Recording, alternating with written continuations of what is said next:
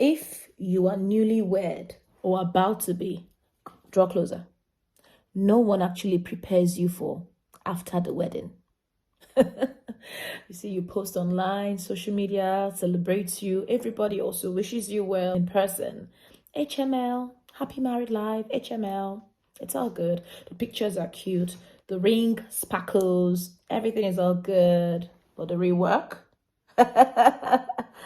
Oh my God. The emotional shifts, the intimacy surprises, the money talks, and so much more. That's what we'll be talking about. We're diving into it today. So stay still. Don't go anywhere, because I'll be sharing with you tips that your church will not even teach you, nor anybody will.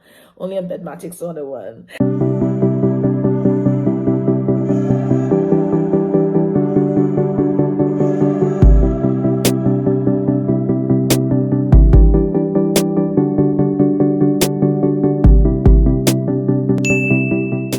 Hello, welcome back to my channel. This is Coach Franca Choice. I am a certified marriage and enrichment coach. I'm experienced for over 17 years, okay? And I'm bringing you value. I've helped loads of couples navigate love, intimacy, and purpose, both spiritually, emotionally, sexually, and financially.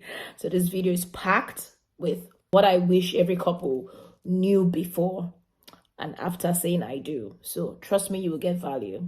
Do like, subscribe, share, and comment if you're married or single. Just let me know your status so I can send you a shout out. Let me start with this, okay? The first few years of marriage is beautifully intense, okay?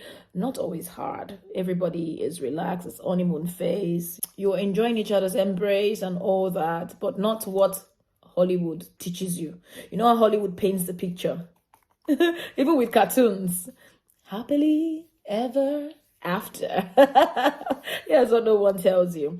All right, so first, the emotional crash after the wedding high. The emotion just, it doesn't remain like this. It goes down, not to the bottom, but it's not as, that's what they call butterflies.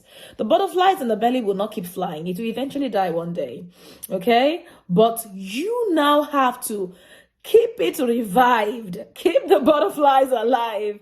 But scientifically proven, the butterflies will not keep flying. Another thing is the awkwardness around sexual activities. You know, some people now start to see if they are compatible. And I usually would advise singles, testing out yourselves before marriage is not ideal. You saying, can we check it out to know if we're compatible? Compatibility is not supposed to be sexual.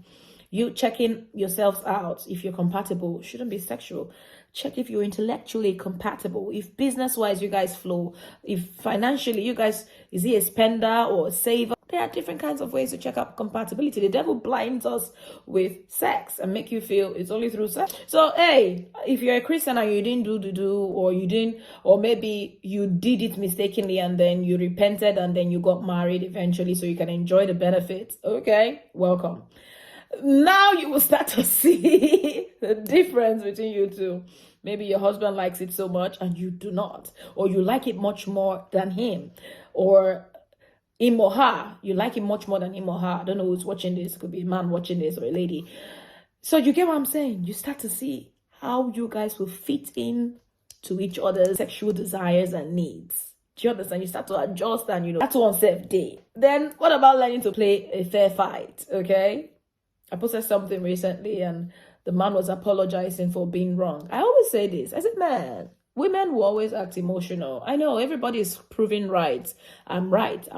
The man is saying he's right. The woman is saying she's right. But man, you have to call yourself to order. You are the head. And just get this thing over and done with. Apologize and move on. Kiss and make up and let everybody rest. Okay?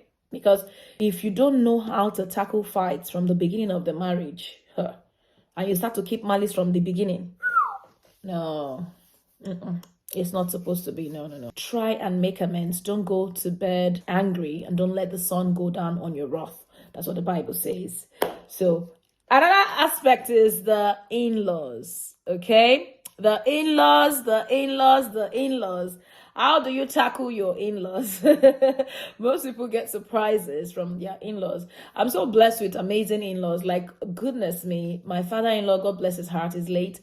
I thank God for how loving he was before he died. My mother-in-law, an angel. My sisters and brothers-in-law, well, except one. But hey, God, the rest of them, God bless them all. They are just so loving, loving, loving. So, hey, you don't even know the characters of your in-law. Sometimes it's until you enter the marriage, you see their true color. You need to get wisdom from God and know how to navigate. Next is finances. Yeah. Is she the spender or is he the saver? You need to know how to be compatible financially. Know who is going to be saving the money. Know who is going to be the one spending. When I say spending, I mean whose care should the money be. You can't hide things with each other again. You have to be open, an open book relationship. You need to be open, like, babe, see what I make. My darling, see my ATM card, my code and everything. You have to learn to be open. These are the things you might not know how to do before. That is, you've been living alone all your life, and then all of a sudden you have to report to someone. Tell them, not like you're going to be coming every time giving figures like, I made 2,564 naira. It's not what I mean, but I'm just saying be open. What can you bring to the table? All right. Do you need my support? If your husband needs your support, he would ask for it. Then you can always offer. But if he says, don't worry, keep it, then you know you are saving to a good course in the future. And then the man too is not hoarding money, or is not the type that spends recklessly or spends outside and hardly spend. You just have to find a way, you guys, come to a compromise, okay? Then again, let's talk about the loneliness. Even when you're lying close to each other, there's a loneliness that exudes. You guys, that's why I say don't let malice come in between you guys, okay? Try as much as possible, even if it's not sexual actions. You're having non-sexual actions, the touches, the hugs. Roll over to your wife's space and give her a hug, and you guys cuddle to sleep. Or roll over to your husband's space, give it touch often, take a walk, and then hold hands. And some people will say, I beg, I don't like all these touchy things, but it is for the good of the marriage. You realize that if you're not doing all those things, when the marriage grows old and you want to start doing those things, it looks like, what's it they worry this on? I beg, why they hold my shoulder? Oh my, why they hold me now? You didn't start this affection earlier in the marriage. Is it now you want to start to do that? So start it on time. Hold hands. She's cooking in the kitchen. Grab her from behind. Smack that butt. Smack his butt. Smack her butt. You know, just let them feel your presence, okay? Play. There are so many things I want to talk about today, but hey, I'm going to take it one at a time. Your married friends will not tell you this, yeah? Your married friends will not tell you this. Couples fight. Even the early years of marriage, they fight. They might act all good and all rosy, things looking all beautiful when they go out or take pictures. They can even fight and take pictures. You feel like, what is going on? Yeah, so couples actually do fight, but it's not about fighting, it's about making up afterwards. How do they make up? Do they kiss and make up? Do they let it linger? Do they let it create a breach between them? So couples fight. So when you fight, think of a resolution. Don't be all angry and like, why are we quarreling? We just got married. We're just 1 year married and we're quarreling like this. See, we're just 2 years and we're quarreling. Now, wow, you two, there's bound to be quarrels. But do you resolve the issues like this? Do you forgive easily? Okay, I've forgotten about it. Forgive and forget and move on. Do you? Yeah, do that. A few steps. Communicate your money goals, okay? What you intend to achieve in the next year or 2 years, how you guys need to save and not be spending recklessly. Communicate it so both of you are on the same page. Communicate it so that you will not have, I thought you meant, all those saying of I thought, it's just crazy. It means you guys misunderstand each other. Communicate your money goals and how you both need to save so that you can achieve much more in the future. Man, write the vision down, make it plain so that the person, when they run, go read them. Do you get what I mean? So that she can run with the vision. If there is no vision, you guys will just be going haywire. So don't complain if you guys are doing things differently. But if you write a vision down, babe, we need to build our house in the next 3 years. After we've married like this, the next thing to get our house, or we are relocating. See, we need to save towards this. Whatever you have, you can put it in this account. We can, communicate it. Another thing is understand your libido difference. If she is having a low libido, see how you can help boost the libido. You both have to compromise and meet each other at a level. If one person is having a high libido and the other person is not, find out to understand each other first and then find a compromise and then help out. There are libido boosting things you can do. I will come to that soon. Just remind me if I don't say it. There are different things you can do to boost your libido. So many of them. So that's another thing. Next point is go non-sexual. So that's why I say sometimes when you can't have sex, always do non-sexual. Just make sure you don't lose touch with one another. Another point is, if possible, you guys have time to bond. Keep the children out. That is, don't give birth on time.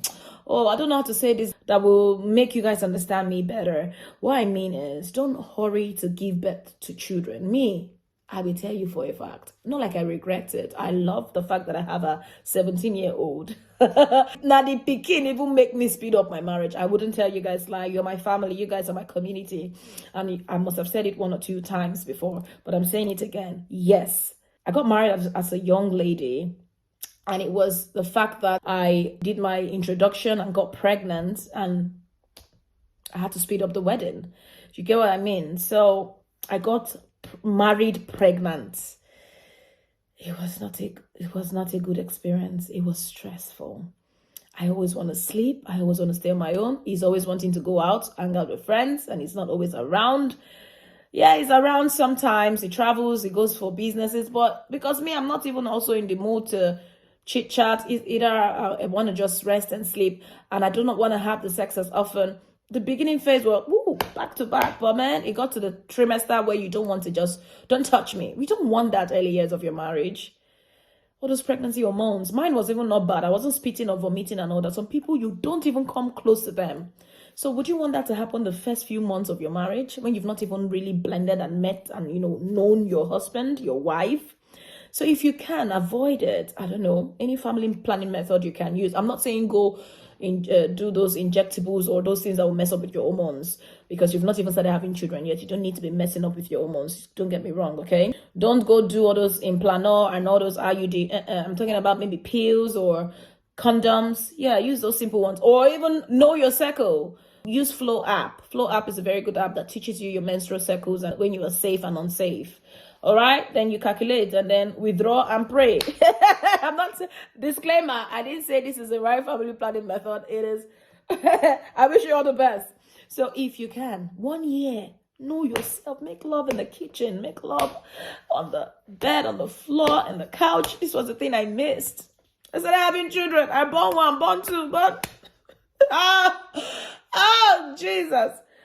The intimacy now. I'm even just trying to catch up some more. Now the kids are grown up, and before I had this last born, that was when we started catching up intimacy and having all the fun we want when the kids are in school. We get to travel every once in a while. So yeah, you get it. If that's what you want for yourself, okay, there's always time for everything, but I would advise, okay, it's either you take it or leave it. Leave the kids first. Make una first enjoy una self, okay? Create your intimacy blueprint and enjoy intimacy the way you want it to be. Check on yourselves emotionally, weekly, if possible. All right? Beginning of the week, end of the week. How did we do? Are we okay? Did I wrong you? Did I offend you? Are we getting it done the right way? Do I hit the spot? Do you orgasm frequently? These are even the discussions you should have even after sex. Ask it sometimes, once a week at least, okay? So you know where you're at. So you're satisfying yourselves and you are okay. You're checking out. I'll be cool. I'm sorry in any way I've wronged you. Is there any way I can help you? In anything? Is there anything you need my help with? Is there anything you want to call my attention to? Ask this question so you can get clarity. And see, wives, don't be emotionally locked up that you just say, no, nothing. I'm fine. Auntie, behave. And lastly, I would say pray. Pray together and play together. As much as you pray together, play together. try as much as possible daily to hold hands and pray together, even if it's for 5 minutes, 10 minutes. It is about the consistency, not about you praying together for 2 hours one day and you come back the next month to hold hands again once a month. No, do it consistently. So guys, everything I've shared so far is just a tip, a teeny weeny tip of the iceberg. Guess what? That's why I've created something heaven laid in my heart, and I am glad you guys will love this. Okay, this is years and years of birthing. The Holy Spirit laid this to release, but I'm just releasing it now. It is the Prepared Bride and Groom. This is a pre and post marital course like no other, okay? This isn't your regular counseling. It covers everything from bedroom confidence to libido healing, to emotional intimacy, to finances, to fertility, to finding fun again, to having that fun consistently, the things that actually hold marriage together. That's what this course is about. The Prepared Bride and Groom. Look at my baby. This is my baby that I've been trying to birth since. This is for singles who are about to get married. This is for newly wedded. And this is for long-time wedded couples. For you to find that love, that bond. For you to hold on to each other. Enjoy marriage and not endure it. Enjoy it how God intends. This flexibility, how to ride your husband, how to be on top of your husband, and the right positioning, and how to enjoy intimacy, because some women, they get tired. Some are virgins, they don't even know how to go. All the tips and tricks is all in this course. How to relax the body, cook yourself up, the libido boosting. I was talking about libido booster, right? The libido boosting tips on how to heighten your libido. For men, if you have low testosterone or you have low libido, all of this together works hand in glove for you to enjoy marriage. Oh my God, look at the screen now. Look at the testimony. Just pause this video and read out these testimonies from a few ladies. I have voice testimonies. Only a few sent me written testimonies. I have more voice testimonies, and I've posted it at one time on my YouTube. You can go find it and go on to listen. It is amazing. It blows my mind. All of these testimonies, people's life transformed, of people excited, of people enjoying their marriage. One even called me. I was on live, on TikTok live, and the lady called in and said, "Benatix, you helped to save my friend's life. You helped my friend." I said, who's your friend? I said, "From Tanzania." Is it Tanzania or Zimbabwe? One African country like that. I said, "So your friend, why did your friend not tell me?" He said she's on vacation with her husband. Her husband said she's now a pro. She now knows how to ride her husband. Her husband is so excited. I said, "This is amazing." I was so thrilled. Like, I never expected that call live. All right, so a lot of people are enjoying this. I wouldn't want you to miss out. Whether you're newly wedded or about to wed, you've been married for a while, you want more connection, more fire, this is for you. More understanding, this course is for you guys. It is faith-based. I always connect it to my Christian fellows, but anybody is welcome. I even have Muslims join my class. The last 3 classes, I've had Muslims. One Muslim join. No, this last one had 2. They want to just learn, and I'm not hoarding information from them. It's for everybody, but especially the Christians, because my Christians, they're not privy to this information. They don't know where to turn. They don't know where to get this advice from. I wouldn't want them to just go to the world for advice. That's what the devil would want them to do. So this is the platform. Bedmatics 101 is a platform, a Christian-based foundation that teaches you how to enjoy intimacy the God way. And it's a sweet way. It's the best way. Trust me. All right, so it is available now. I'm doing the pre-launch, and it's available now for £95 only.